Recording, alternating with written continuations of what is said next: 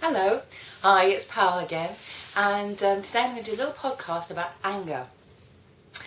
It's one of those things that affects us all a lot, usually at different times, depending on what we're going through.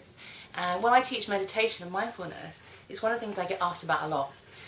Because obviously, when you think of people meditating, being calm, being like a Buddhist monk, you think of them being very peaceful and never getting angry.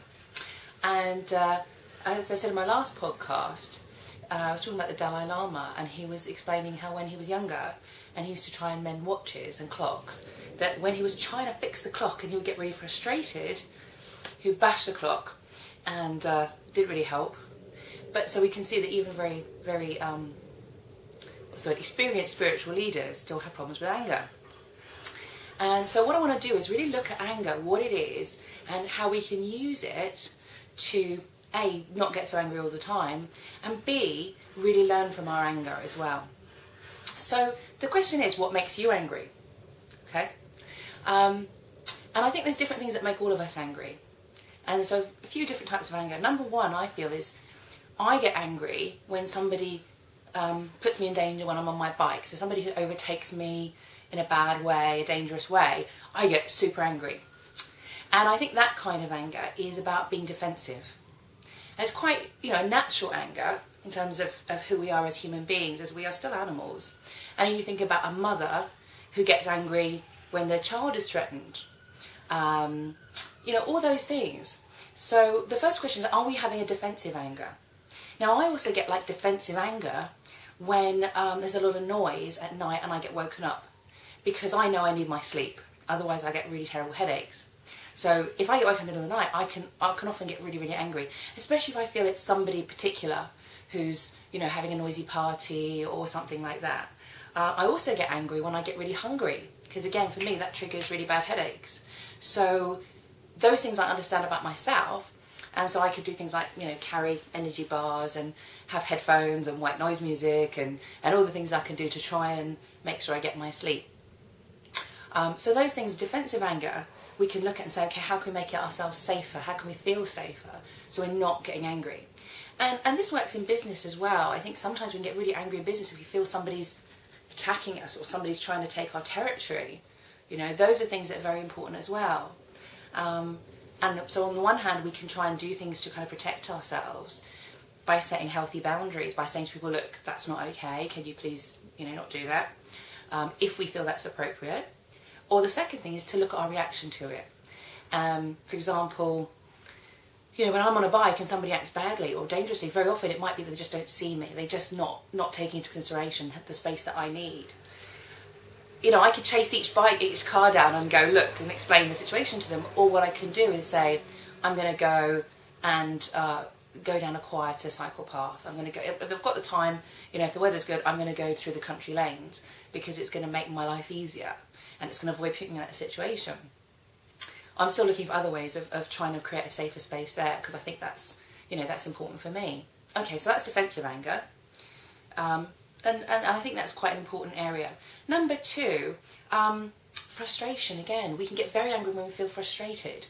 We're trying to do something, trying to get somewhere, and it's not happening for us. We can get very frustrated and we can get really what do we do in that situation? I mean, for me, I feel when I get like that, my feeling is that I need to work on my patience. That I don't feel like I'm a patient person. I feel like I want everything now. So sometimes I feel I need to just take a deep breath, or take 3 deep breaths. And remember, I have time. Sometimes we get most angry. Really it's a few minutes. It's a few minutes of waiting in a line. Somebody's, how can we make that situation happier? How can we enjoy the peace? How can we enjoy the time that we're waiting?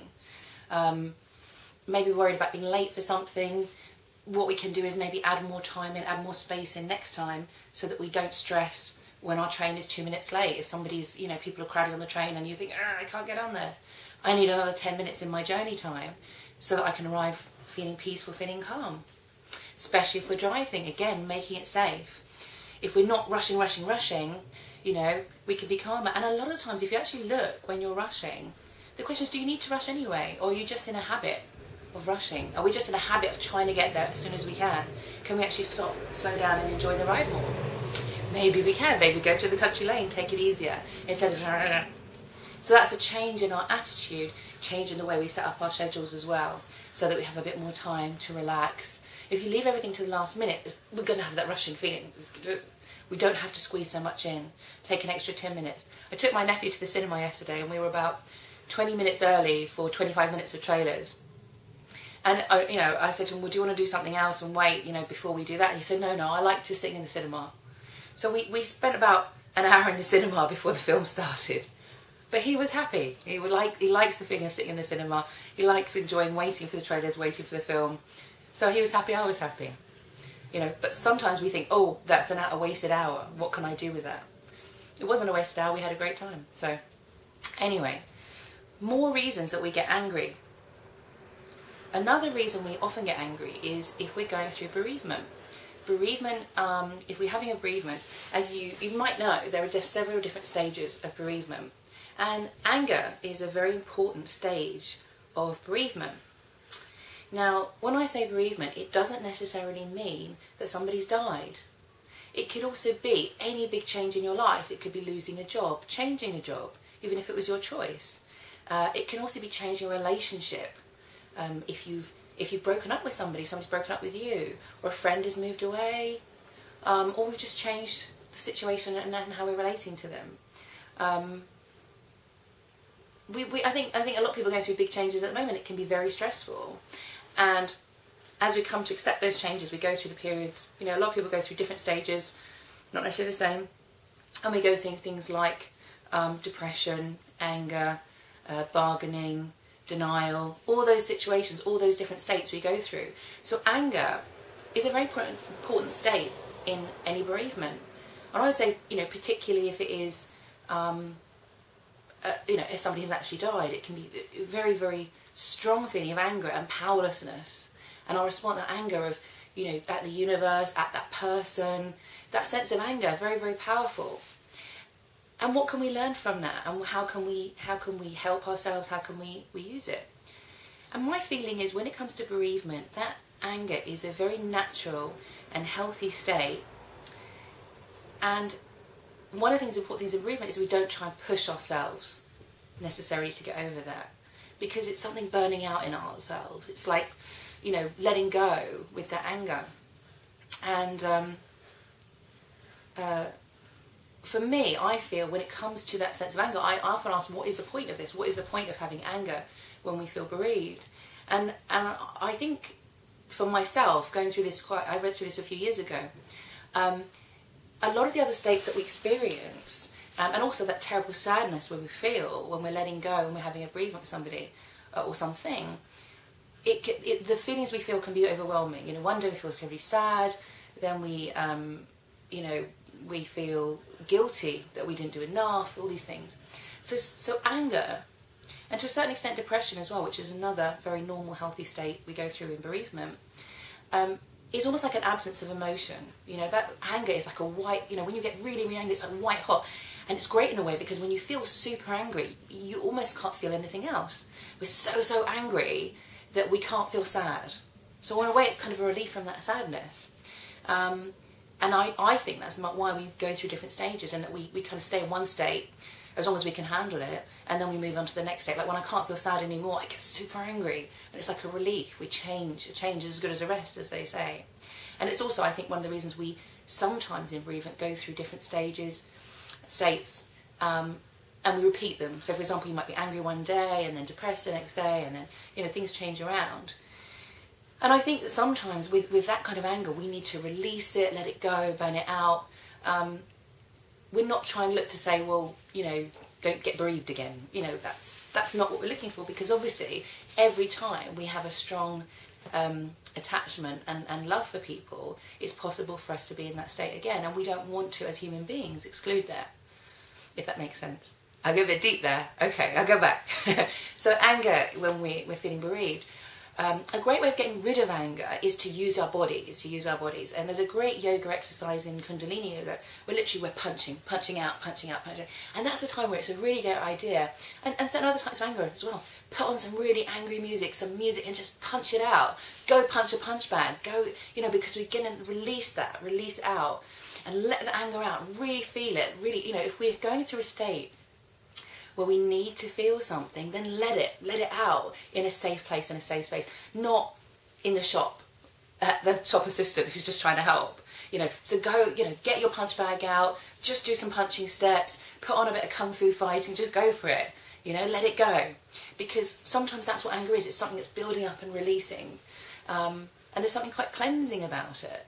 I often talk to my sister about this, and we talk very often about that anger is not the worst state to be in, because anger also drives us. Sometimes when we feel really, really angry, it's about it helps us to move forward. And we can see that, say, for example, with passive aggression. We say people are, passive aggressive. And if you imagine you're in a situation with, say, a friend, when you're, they want to borrow money from you, and every time you go, oh, okay, that's fine. Oh, okay, it's fine. Yeah, it's okay, it's fine. And inside we're building up, getting more and more angry, more angry. And then one day they turn around and you say, why do you keep borrowing this money from me? What's going on?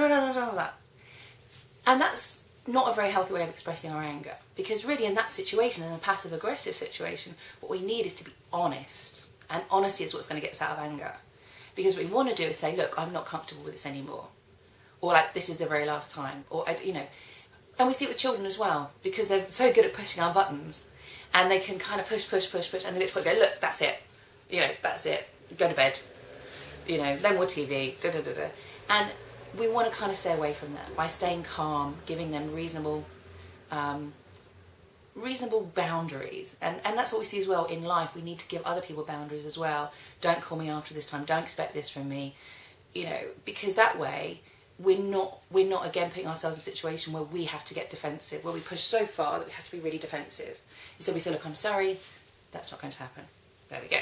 And we can do it in a calm way. So there's one more kind of anger that I really want to talk about, and it's kind of anger/resentment. And it's really that kind of time when we feel angry at people for doing something. And what it is what makes us angry is not even the person, but their behaviour and what they're doing. And I can sort of hear a lot of people go, oh yeah, this happens up.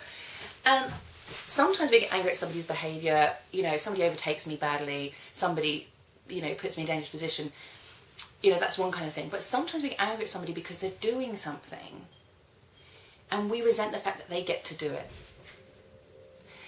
Because there's a part of us that wants to do it too. So, for example, I get quite annoyed at people who act irresponsibly, who say they're going to do something and then don't do it if they let me down.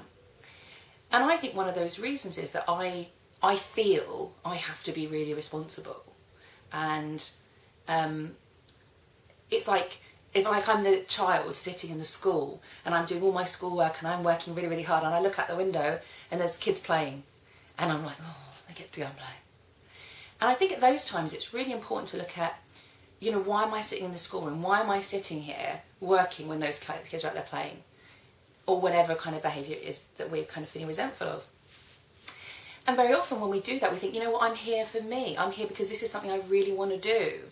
So for example, yes, I might look out the window and be jealous that this person's on holiday or on a beach or doing this and that kind of thing. But right now, this is something I really want to do. So I'm doing this for me.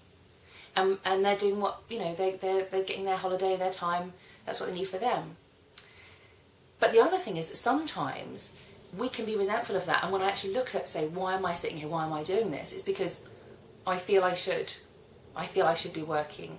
I feel I can't change a commitment that I've made. When I could have really rung that person up and said, look, I don't really feel like doing it today because the sun's shining and we've got a beautiful day. Do you mind if we do it next week?